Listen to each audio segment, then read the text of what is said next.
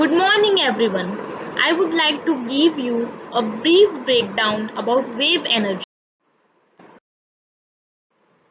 My presentation is divided into three parts. I will begin with some basic information about wave energy.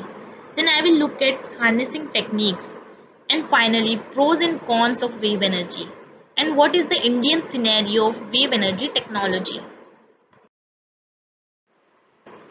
So, why do we study waves? Because world has come to the point where it needs more energy than ever before. As energy demands grows rapidly on global scale. But not only does the world need energy, but it also needs energy gained from renewable and ecological acceptable fuels that does not cause major ecological problems such as global warming and air pollution.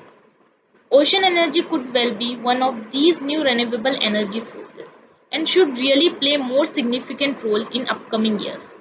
There are three basic types that allow us to use ocean for its energy.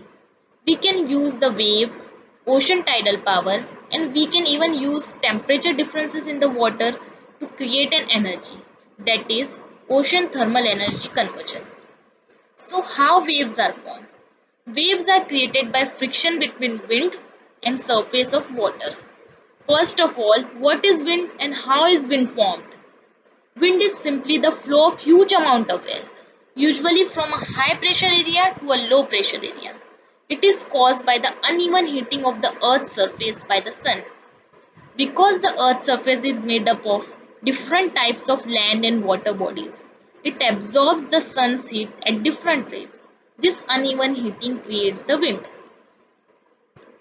As wind blows across the surface of the ocean or a lake, the continual disturbance creates a wave crest. There are three main factors that affect the wave formation.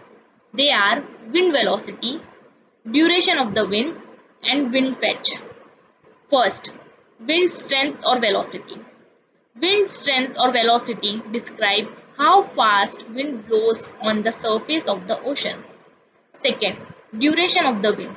Duration of the wind describe how longer wind blows without interruption. Third, wind's fetch. Wind's fetch describes the surface of open water on which the wind blows in the same direction without hitting obstacles. So, what is wave energy? Wave energy is the transport and capture of energy by ocean surface waves. The energy captured is then used for different kinds of useful work. If you look at the picture, it is solar energy that starts the process, as it differences in air temperature that causes wind.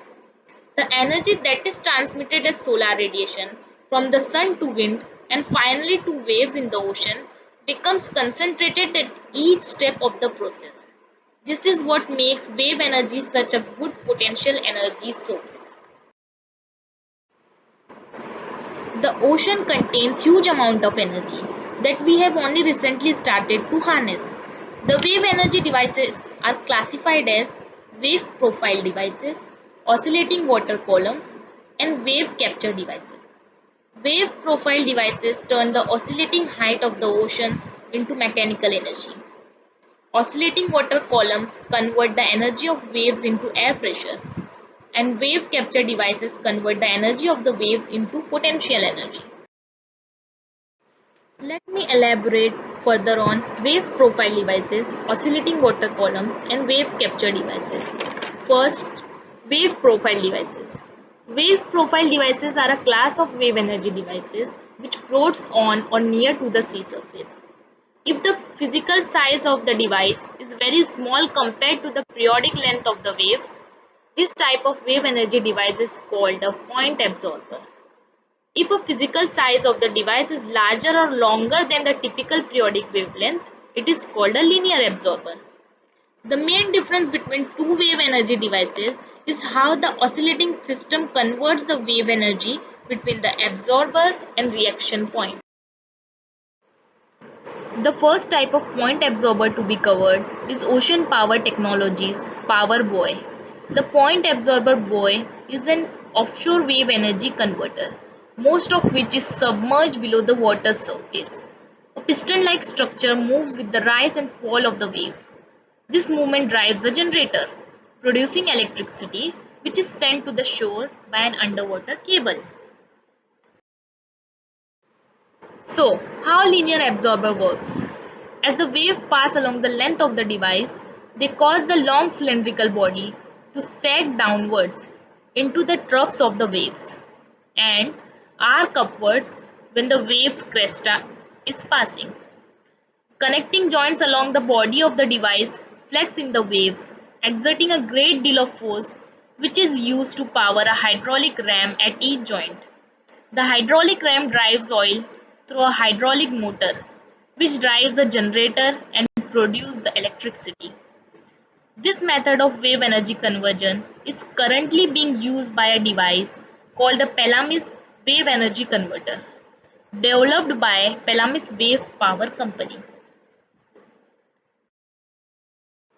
The wave's energy is absorbed using vertical motion, that is hue, or horizontal motion in the direction of wave travel, that is surge, or angular motion about a central axis parallel to the wave crest, that is pitch, or angular motion about a vertical axis, that is yaw, or a combination of all four. The energy being generated by reacting these different movements against some kind of fixed resistance called a reaction point. The reaction points can be inertial masses such as heavy suspended plates or sea floor, or fixed dead weight or pi as shown in picture. Next, oscillating water columns. The oscillating water column is a popular shoreline wave energy device, normally positioned onto or near to rocks or cliffs, which are next to a deep sea bottom.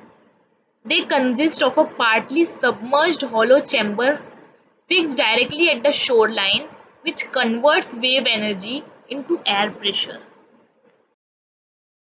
As the incident waves outside enter and exit the chamber, changes in wave movement on the opening cause the water level within the enclosure to oscillate up and down, acting like a giant piston on the air above the surface of the water, pushing it back and forth. This air is compressed and decompressed by this movement every cycle. The air is channeled through a wind turbine generator to produce electricity. And finally, wave capture devices. A wave capture device, also known as an overtopping wave power device, is a shoreline to nearshore wave energy device that captures the movements of the tides and waves and converts it into potential energy. Wave energy is converted into potential energy by lifting the water up onto a higher level. The wave capture device elevates ocean waves to a holding reservoir above sea level. It requires sufficient wave power to fill the impoundment reservoir. So, what is overtopping wave power devices and how it works? As the waves hit the structure, they flow up a ramp and over the top into a raised water impoundment reservoir on the device in order to fill it. Once they captured, the potential energy of the trapped water in the reservoir is extracted using gravity as the water returns to the sea through a low-head Kaplan turbine generator located at the bottom of the wave capture device. Another wave capture device, named as Tapchan, is designed to capture waves in a raised reservoir about 3 to 5 meters above the mean sea level and then extracting useful work as the water is allowed to flow back to the sea.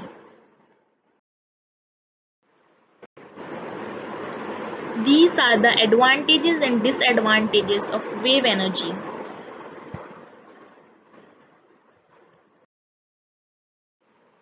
India is estimated to have a potential of 40 to 60 gigawatt of wave energy around its coast with the current state of technology. There are no big wave energy plant in India except the pilot plant at Vizhinjam Fisheries Harbour near Kovalam in South Kerala. That brings me to the end of my presentation. Thanks for your attention.